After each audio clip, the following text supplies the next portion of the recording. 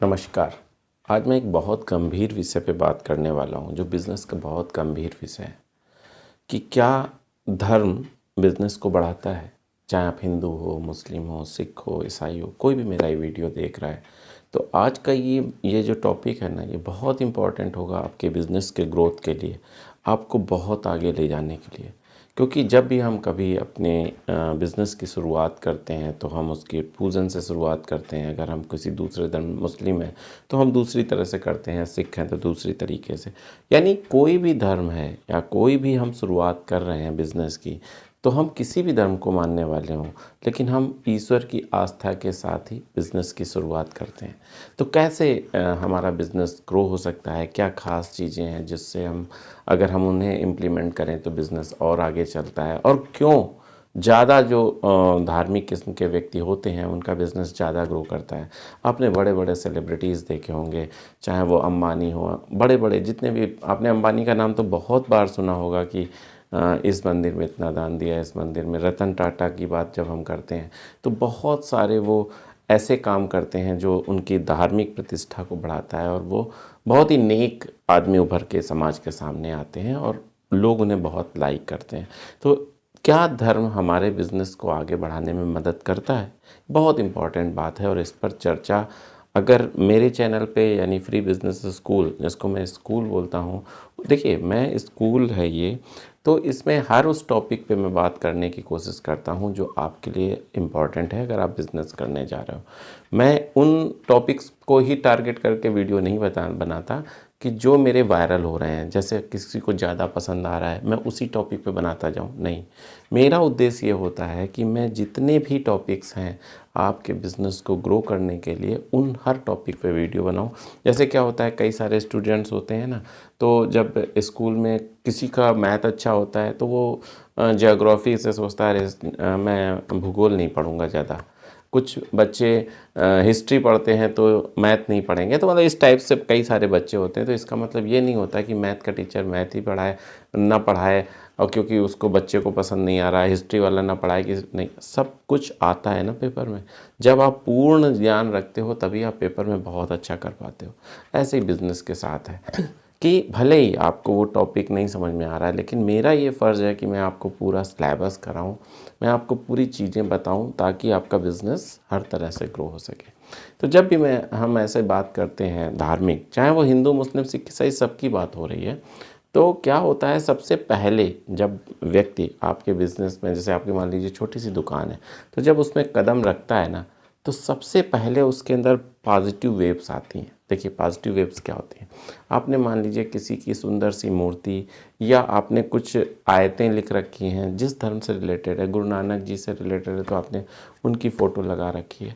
तो जैसे ही व्यक्ति अंदर प्रवेश करता है तो उसके अंदर सबसे पहले ये पॉजिटिव आती है कि यार बंदा ठीक है। सबसे पहले सिंबल्स हैं कि भाई ठीक है, मैं पूजा पाठ करके ये काम करता हूँ या ये ऐसा करता है, तो बंदे को नेक होना चाहिए। बिजनेस में जो सबसे पहला, देखिए मार्जिन तो सब व्यक्ति रखते हैं। चाहे मैं अगर बिज़नेस कर रहा हूँ तो मैं 10% का रखूँगा, होलसेलर अगर हूँ, अगर रिटेलर हूँ तो 20 रखूँगा। अलग अलग बिज़नेस का अलग अलग, उसमें कोई गड़बड़ बात है ही नहीं।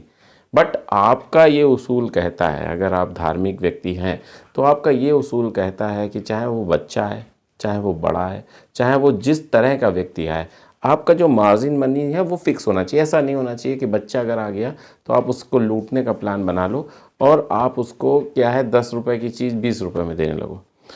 आपने 10 रुपए की चीज़ 110 120 रुपए में तय किया, ठीक है, आप किसी को भी देंगे, चाहे वो बच्चा हो बड़ा हो, आप उसको उतने में दे देंगे। तो ये एक धार्मिक व्यक्ति की पहचान है कि वो अपनी उसूल का पक्का होता है। अगर आप अब बिजनेस के पॉइंट ऑफ व्यू में आए, अगर आप ऐसा करते हो अपने बिजनेस में तो 100% बिजनेस चलेगा, क्योंकि आपने एक उसूल बना लिया है।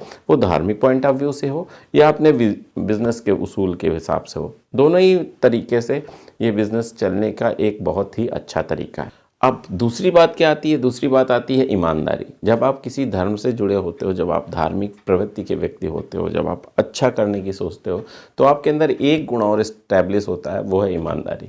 जब भी बिज़नेस में आपकी ईमानदारी होगी 100% आपका बिज़नेस चलेगा। इसमें कोई दो राय है ही नहीं, किसी भी तरह का अगर डाउट है ही नहीं। कि देखिए बिजनेस क्यों नहीं चलता है? जहां आपके अंदर चीटिंग 420 आई, तो जैसे ही आपने एक चीज़ देखी होगी, कुछ व्यक्तियों के सामने आपको जाते ही एकदम से इरिटेशन होने लगता है कि अरे यार नहीं, मैं इनसे माल लूंगा ही नहीं, भले वो कुछ भी दे रहा हो, सस्ते सस्ता दे रहा, नहीं लूंगा। कुछ लोग इतने अच्छे होते हैं, इतने ज्वाली नेचर के होते हैं, जब आप जाते हो भले ही वो 2 रुपये महंगा दे रहे हो, लेकिन आपको लगता है यार बंदा ठीक है, अच्छे से बात करता है, अच्छे से बिहेव करता है, जब बदलने जाओ तो बदल लेता है, जब लेने जाओ तो दे देता है, कोई बदतमीजी नहीं करता है, कोई मिसबिहेव नहीं करता है, किसी तरीके का अपशब्द नहीं बोलता है, तो इससे लेते हैं। ठीक है। अब मतलब एक एक आप खुद फील करना, 2 तरीके की दुकान पे आप जाते हो। एक दुकान पे जाते हो जहाँ अपना सा लगता है, एक दुकान पे जैसे ही चढ़ते हो तो आपको अजीब सी फीलिंग आती है, अरे यार मतलब भले ही वो कुछ कैसा भी माल दे रहा हो लेकिन मज़ा नहीं आ रहा है, एक ऐसा फील आता है। एक दुकान जाते हो ठीक है, सब अच्छा है, भले वो 2 रुपये ज़्यादा चीज़ दे रहा हो, लेकिन आपको अच्छा लगता है वहाँ से दुकान से सामान लेना। क्यों अच्छा लगता है? क्योंकि वहाँ की जो वेव्स हैं, वहाँ की जो वाइब्रेशंस हैं, वो ईमानदारी वाली हैं। कई चीज़ें ऐसी होती हैं, एक बार मेरे साथ ऐसा हुआ कि मैं गया एक शूज़ लेने, ब्रांडेड शूज़ था, सेफ्टी शूज़ की मैं बात कर रहा हूँ। तो मतलब उस ब्रांड के नाम से, मैं ब्रांड का नाम नहीं लूँगा, उस ब्रांड के नाम से मैंने कहा है कि बोला हाँ है, और उसने मुझे 10 रुपये सस्ता वाला बताया कि 10 रुपये, मतलब जो मैं बहुत होलसेलर जहाँ मैन्युफैक्चरर उससे लेता था उससे भी 10 रुपये सस्ता। मैंने कहा ये कैसे हो सकता है, चलो कोई बात नहीं। फिर जब उसने पूरी डिटेल बताई, पूरा सब कुछ बताया, हमने कहा 10 बार मैंने बोला ओरिजिनल है, ओरिजिनल है, ओरिजिनल है, हाँ सर ओरिजिनल है, हाँ सर ओरिजिनल है, हाँ सर ओरिजिनल। अब सामने जो एक पीस होता है बस वही तो पीस देख रहे होते हो, बाकी तो सारा मान लीजिए आपने 1000 पीस का ऑर्डर दिया तो गोडाउन से ही आएगा 100%, सीधी सी बात है। गोडाउन ऐसा तो है नहीं कि 1000 पीस उसी जरा सी शॉप में रखा होगा, मोस्टली ऐसा ही होता है। हमने कहा ठीक है कोई बात नहीं, निकालो। अब क्या हुआ, जब वो 1000 पीस सामने आए तो सब नकली थे। जरा सी बात पे भी पता चल जाता है, आप जूता उठाते ही पता चल जाता है असली नकली, तो आपको जैसे ही आप प्रोडक्ट को पकड़ोगे पता चल जाएगा। मैंने कहा ये नकली है, उसने कहा अरे सर नकली है तो फिर मत लीजिए। अरे भाई तो तुमने इतना समय बर्बाद किया, अगर मैं जरा सा जानकार ना होता तो आप तो मुझे 1000 शूज़ दे देते ना नकली। अब तब फिर क्या होता है, जैसे मैं एज ए ग्राहक, मैं तो मान लो अवेयर था, लेकिन मैं एज ए ग्राहक यही सोच लेता कि यार अब जीवन में उसी से लूंगा जिससे लेता रहूं। क्यों? क्योंकि भले वो 10 रुपये महंगा देता है, कभी चीटिंग तो नहीं होगी। मान लीजिए आज मैंने पहचान लिया, ना पहचान पाता तो ये सारी चीज़ें जब सामने आती हैं तो आप एक ऐसी दुकान का चयन करते हो जो ईमानदार है, जो सही है, जो सही चीज़ कह के माल देता है, भले ही 10 रुपये ज़्यादा लेता है। तो ये सारी बातें जब आपके बिज़नेस में आ जाएंगी, ये सारी बातें जब आपके बिज़नेस में निहित होंगी, तो आपका बिज़नेस 100% चलेगा। तो इसीलिए मैं कहता हूँ कि जो ये चीज़ें हैं, जो धार्मिक प्रतीक हैं, चाहे वो जिस धर्म के हों, जब सामने लगे होते हैं, जब सामने ऐसा व्यक्ति होता है, तो उसको जब धार्मिक होगा तो अपने आप ये सारी चीज़ें अपने आप आएंगी कि डुप्लीकेसी अगर कर भी रहा है, अगर मान लीजिए वो थोड़ा सा डल माल रख रहा है तो बता के देगा कि भाई ये नाम तो ये है, लेकिन भाई इसमें इतना ये है और इतने रुपए का है। ऐसा नहीं करेगा कि आपसे झूठ बोल दे। देखिए क्या होता है, आपने कभी जाओ अगर अनाज लेने, तो ये बताता है कि भाई इसमें 10% कंकड़ हो सकते हैं और ये एकदम फ्रेश है। भाई इसमें 10% कंकड़ हो सकते हैं, ये इस रेट का, ये इस रेट का। अब वो उसकी कोई दिक्कत नहीं है। अब क्या है, अब उस कंकड़ की कोई दिक्कत नहीं। क्यों? क्योंकि आपने पहले से ही बता दिया है कि इसका रेट ये है, इसमें ये चीज़ है, इसका रेट ये है, इसमें ये चीज़ है। साफ शुद्ध। कैसे, मान लीजिए दूध है, दूध आप लेने गए, इसमें भाई इतने % ये फैट है और इसमें यानी इतने % इसमें पानी मिला है और ये इतने एकदम शुद्ध है, दोनों का रेट है यही। तो समझ रहे हैं ना बात को। आप ईमानदारी से कोई काम करो, इसका मतलब ये नहीं है आपने चीज़ बताई कि भैया ये इतने का है, इसमें ये है, तो वो अपने आप ईमानदारी की परिभाषा में आ जाता है। तो जो भी चीज़ें हैं धार्मिक भावना के साथ अगर बिज़नेस किया जाता है तो उसमें बहुत लाभ होता है लोगों। अब एक बात और आती है, जैसे आपने अंबानी का नाम सुना होगा, टाटा का नाम सुना होगा, आपने बहुत सारे ऐसे लोगों का नाम सुना होगा जो अपने धर्म के प्रति बहुत अच्छे हैं और अपने कर्मचारियों के प्रति बहुत अच्छे हैं, उनका नाम हो जाता है। तो जब ऐसी चीज़ें सामने आती है, जैसे टाटा की ऐसी चीज़ आती है कि वो अपने बहुत सारा हिस्सा दान दे देते हैं, तो अपने आप उस प्रोडक्ट की छवि बनती है और हम मतलब अपने आप नेचुरल तरीके से उस प्रोडक्ट को खरीदने की सोचने लगते हैं कि यार किसी भी तरीके से ये प्रोडक्ट खरीद लें। जैसे मान लीजिए हमारे सामने 2 प्रोडक्ट हैं, एक है टूथपेस्ट की बात कर लेते हैं कि भाई एक इस कंपनी का है और अगर टाटा बनाए तो एक टाटा का है। तो जब दोनों चीज़ें बराबर हैं तो हम किधर झुक जाएंगे? हम इधर झुक जाएंगे, यार टाटा का है, ये तो अच्छे काम करता है, इसी का ले लेते हैं, जो इसका प्रॉफिट होगा ये तो अच्छे काम में जाएगा, तो ऐसा करके ले लेते हैं। तो वहाँ आपकी फिजा कितना काम कर रही है, ये मैं आपको बड़े लेवल पे बता रहा हूँ। फिर छोटे लेवल पे भी यही काम होता है। जैसे आप दुकान करोगे, एक व्यक्ति आया, देखिए मोस्टली लोग उसी रेट पे माल बेचते हैं। मान लीजिए कहीं आप मोबाइल लेने जाओ तो लगभग एक रेट होगा, लेकिन आप उस व्यक्ति के पास जाते हो जिसकी फिजा अच्छी होती है, जिसकी बात करने का शैली अच्छी होती है, जिसका वाइब्रेशन पॉजिटिव आते हैं। वाइब्रेशन कब पॉजिटिव आते हैं? जब अंदर पॉजिटिवनेस होती है तब बाहर पॉजिटिवनेस आती है। तो इसी तरीके से बिजनेस में भी यही है कि जब आपके अंदर सात्विक चीज़ें होंगी तो आप बाहर भी सात्विक तरीके से बात करोगे, अच्छे से बात करोगे, और आपकी पॉजिटिवनेस उस ग्राहक तक चली जाएगी। रेस्टोरेंट के में एक उदाहरण है कि जैसे आप मान लीजिए डोसे का काम आपका है, आप डोसा बनाते हो, उसके अंदर जो आलू है वो तो मैश करके डाला जाता है। तो दो लोग होते हैं, दो तरीके के लोग होते हैं, दो तरीके के बिजनेस करते हैं। एक अच्छी फ्रेश आलू लाते हैं, फ्रेश काम करते हैं और उसको काट के अच्छे से धो के फिर भरता या जो आलू का मैश बनाते हैं वो बनाते हैं ढोकले डोसे के लिए।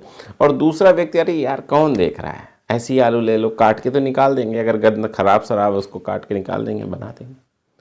लेकिन आप ये ध्यान रखो कि जब आप परोसते हो ना, तो भले ही वो कुछ ना दिख रहा हो, लेकिन उसकी अगर दोनों अलग अलग बिजनेस करें ना, तो आप 100% ये पाओगे कि 100 में से 90 लोग वो सफल हैं जो अच्छे ईमानदार तरीके से ला रहे हैं सामान, अच्छा ओरिजिनल सामान ला रहे हैं, अच्छे ओरिजिनल सामान प्रस्तुत कर रहे हैं, और लोग उसका लाइक ज़्यादा कर रहे हैं।